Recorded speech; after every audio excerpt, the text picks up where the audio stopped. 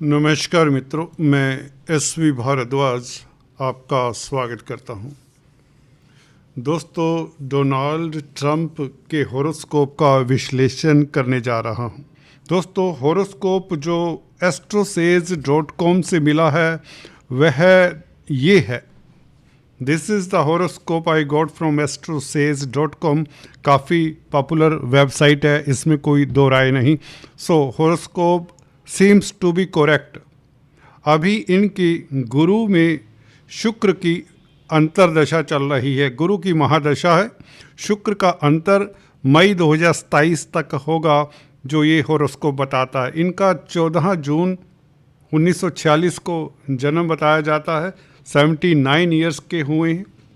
और देखते हैं हमारे एनालिसिस के हिसाब से, या यूं कहें जो प्राश्यर ऋषि ने सूत्र बताए हैं उनके हिसाब से, क्या ये 5 साल की टर्म पूरा करते हैं या कुछ और होने जा रहा है। एनीवेज, हम सीधा अपने बिंदु पर आते हैं। कब तक राज करेंगे, अगर हम इसको डिटेल में देखें।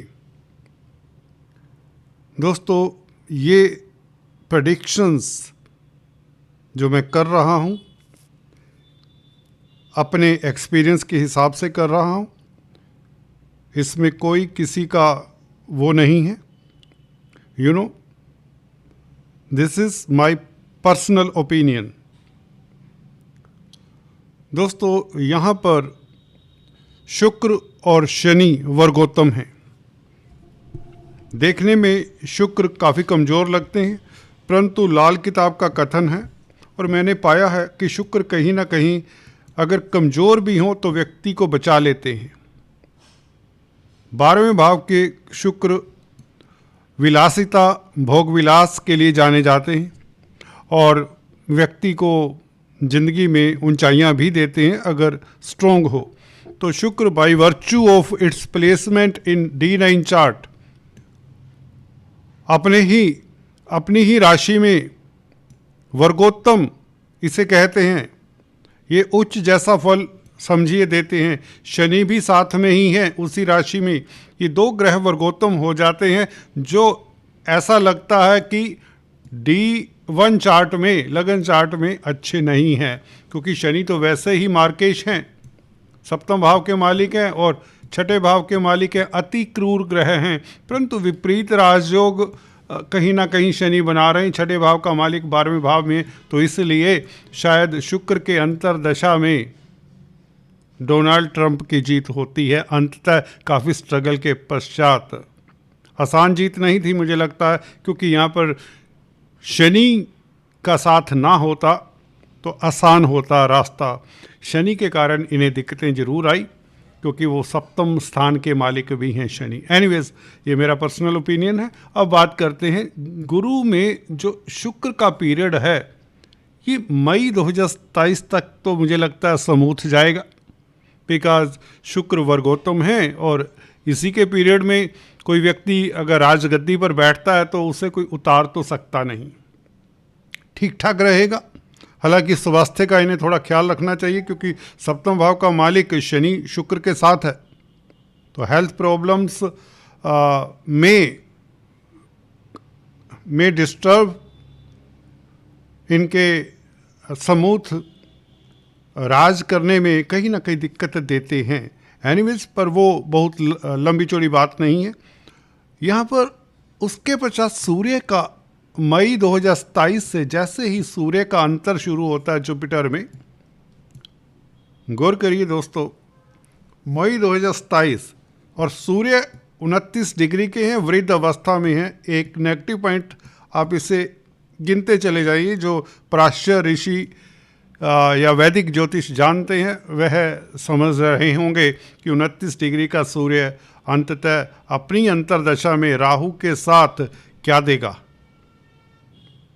राहु जिस राशि में है, जिस ग्रह के साथ होते उसका फल देंगे। राहु ने सूर्य का फल देना है, सूर्य वृद्ध अवस्था में, राहु ने शुक्र का फल देना है, शुक्र कमजोर अवस्था में, और किसकी राशि में, चंद्रमा की राशि में। राहु कहीं ना कहीं शुक्र का फल देते हुए, जो कि 12वें भाव में है, शनि के साथ है, मार्केश प्लेनेट के साथ हैं, तो राहु भी यहाँ पर नेगेटिव फल देता नजर आता है। मैं एक्सपीरियंस से बता रहा हूँ। चंद्रमा की दृष्टि भी कोई इतनी कारगर नहीं होगी। नीच के चंद्रमा, 12वें भाव के चंद्रमा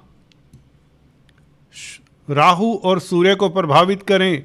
गुरु की नवम दृष्टि, ये कुछ शुभ कही जा सकती है, परंतु गुरु भी पंचम भाव के मालिक के साथ अष्टम भाव के मालिक हैं।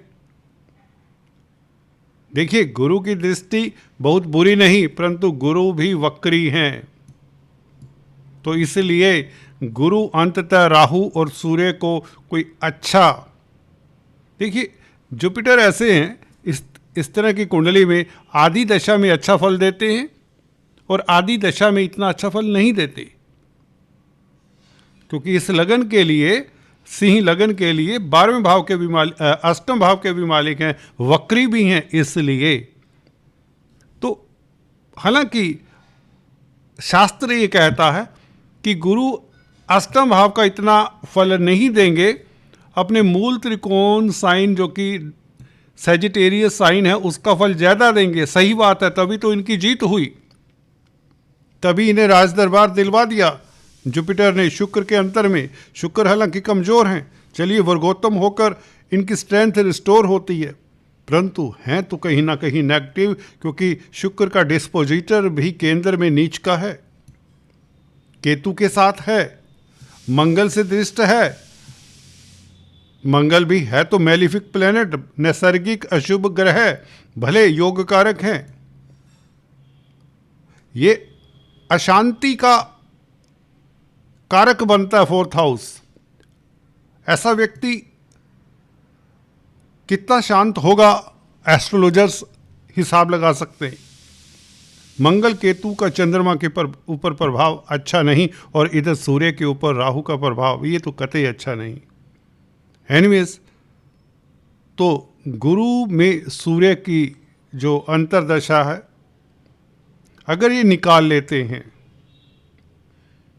ठीक ठाक, तो उसके बाद चंद्रमा की दशा। चंद्रमा दोस्तों, इसका नीच भंग आपको देखना जरूरी होगा। नीच भंग हो जाता है क्योंकि मंगल केंद्र में है, लगन में है, तो चंद्रमा का दशा निकालना आसान होगा हेल्थ पॉइंट ऑफ व्यू से या अदरवाइज। देन मंगल का पीरियड भी निकाल लेंगे तो मेरे हिसाब से सबसे ज़्यादा इनके लिए टफ पॉइंट है जो वो सूर्य का पीरियड है। It is very tough period. 2027 जून से लेकर 2028 मई तक this is going to be tough period. और उसके पश्चात अगर ये निकल जाता है आसानी से तो ये सक्सेसफुली 5 साल अपने कंप्लीट करेंगे। दोस्तों, ये मेरा विश्लेषण है। अगर आपको इससे कोई दिक्कत है, किसी तरह के कमेंट देना चाहते हैं, आप एस्ट्रोलॉजी सीख रहे हैं, मेरा चैनल देख रहे हैं, सभी तरह के कमेंट, आप criticism are definitely welcome. I welcome those persons who criticise me. Anyways, चर्चा को किसी और वीडियो में जारी रखेंगे।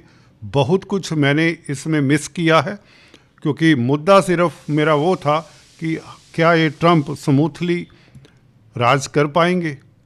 तो आपके सामने मैंने एक तथ्य रखा जिसके ऊपर आप भी गौर करें, आप कमेंट करें, ताकि फिर अगले हम वीडियो में किसी और सेलिब्रिटी की बात करेंगे। सेलिब्रिटीज़ के ऊपर हम जल्दी नेक्स्ट वीक फिर से कोई वीडियो लेकर आएंगे। तब तक के लिए सब्सक्राइब करना मत भूलें। आज इतना ही। Thanks for watching this video. God bless you.